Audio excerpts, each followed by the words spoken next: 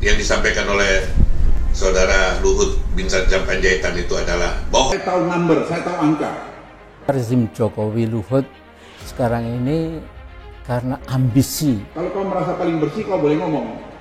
Harusnya Menko itu bersikap kesatria, mundur dari seluruh jabatannya. Ya dosamu banyak juga kok. Ya sudah diam aja lah. Banyak yang kita bisa buat kalau kita mau. Dan sekarang saya pikir kita mulai mengarah kepada satu negeri yang makin baik. Ya, mari kita kerjasama, kita bangun teamwork. Bahwa ada kritik, harus kita kritik.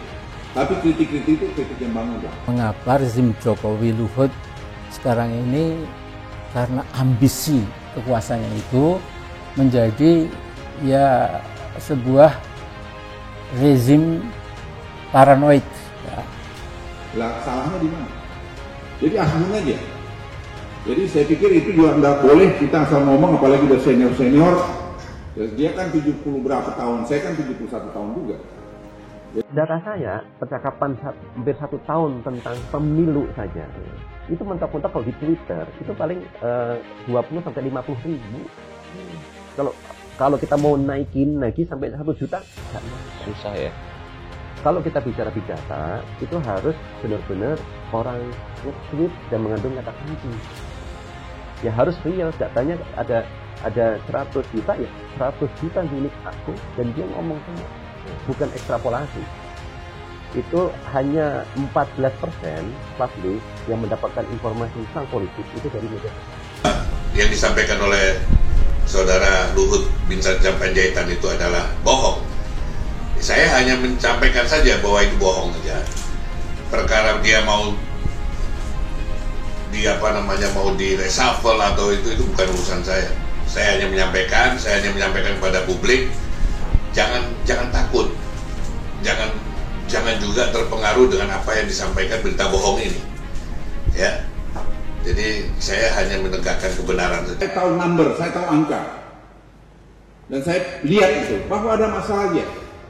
Tapi tidak akan pernah kita lacurkan profesionalisme. Never ever in the entire life, my life, tidak pernah.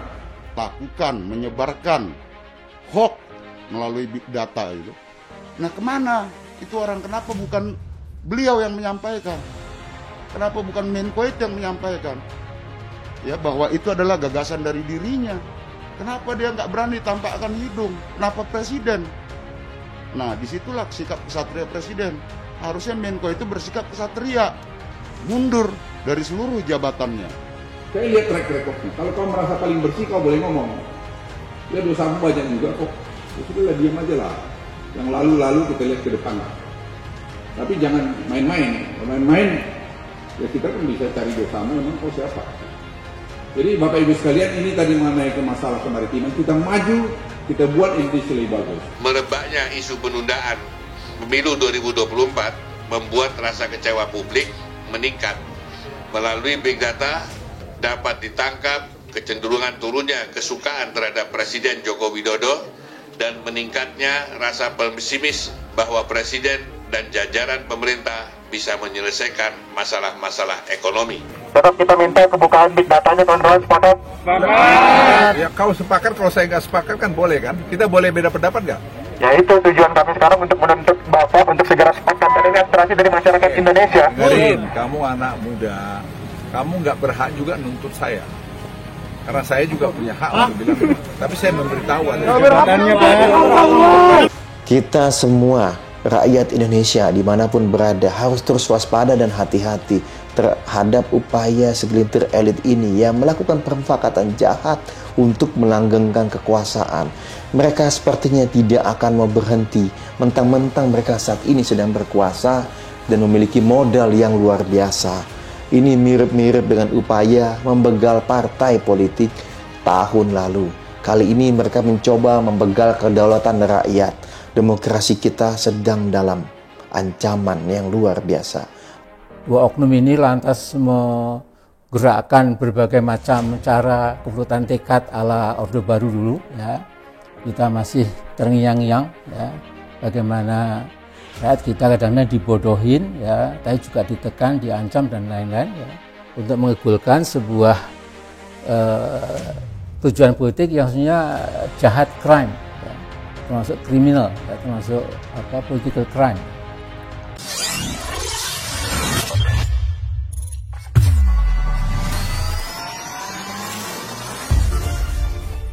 Ketua DPD RI Lanyala Mahmud Mataliti mengungkap big data seputar ekonomi dan politik, salah satunya isu penundaan pemilu. Lanyala lantas menyebut big data yang diklaim Menko Marves Luhut Binsar Panjaitan bohong. Big data yang diungkap Lanyala merujuk pada temuan perusahaan analisis big data, Evelo. Big data berjumlah 693.289 akun media sosial, seperti Twitter, Instagram, YouTube, dan TikTok, yang terlibat dalam percakapan tentang isu penundaan pemilu. Saat ditanya soal perbandingan penyampaian big data antara Lanyala dan Menko Marves Luhut Binsar Panjaitan, dia menilai Luhut berbohong terkait klaim big data sebanyak 110 juta warga menginginkan penundaan pemilu 2024. Yang disampaikan saudara Luhut Binsar itu adalah bohong. Ya, saya hanya sampaikan itu saja, kata Lanyala. Lanyala mengimbau masyarakat untuk tidak terpengaruh oleh apa yang disampaikan Luhut. Lanyala mengatakan big data yang menjadi rujukannya itu menjadi bukti kalau big data yang disampaikan Luhut tidak benar. Saya hanya menyampaikan kepada publik jangan takut, jangan juga terpengaruh dengan apa yang disampaikan berita bohong ini. Jadi saya hanya menekankan kebenaran aja, ujarnya. Terkait perlu atau tidaknya reshuffle terhadap Luhut, Lanyala enggan berkomentar. Dia tak ingin mengintervensi kabinet Presiden Jokowi.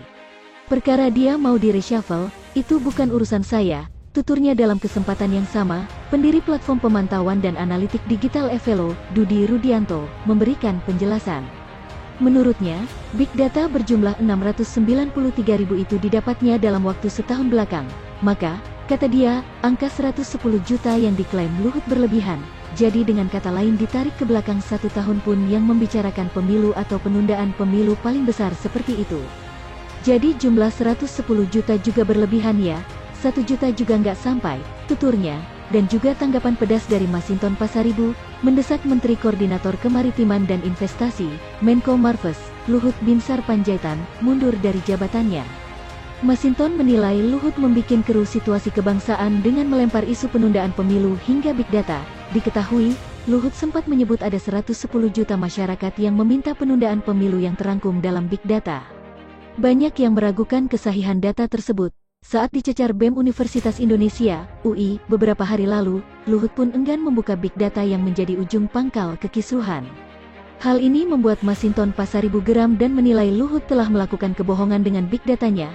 Secara tegas, Masinton meminta Luhut mundur untuk mempertanggungjawabkan perbuatannya. Pertanyaannya adalah, kemana tuh Menko yang bukan membidangi bidang politik, tapi mewacanakan perpanjangan jabatan presiden, bikin hoaks melalui big data? Kemana itu orang? Kenapa bukan Luhut yang menyampaikan bahwa itu gagasan dirinya? Kenapa presiden yang harus menerima konsekuensi? Harusnya Menko bersikap satria, mundur dari seluruh jabatannya. Harusnya seperti itu sikap pemimpin, ujar Masinton. Ketika muncul gelombang penolakan perpanjangan periode masa jabatan presiden, akhirnya Presiden Jokowi menyampaikan kembali secara tegas dan gamblang bahwa tidak ada rencana agenda penundaan pemilu maupun perpanjangan masa periode jabatan presiden. Sikap satria Presiden Jokowi ini adalah bentuk tanggung jawab seorang pemimpin mengambil alih tindakan keblinger bawahannya yang congkak dan semena-mena kepada rakyat, kata Masinton dalam keterangannya.